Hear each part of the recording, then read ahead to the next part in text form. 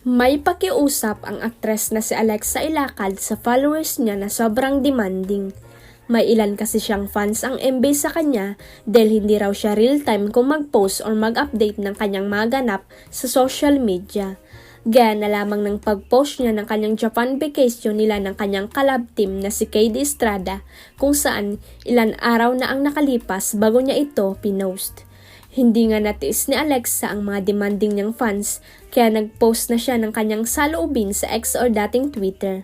Post niya, "Please let me live in the moment and post when I want, please." In fairness, nagets naman siya ng iba niyang fans or sabi nga nila, sometimes some of your fans don't deserve you and love you.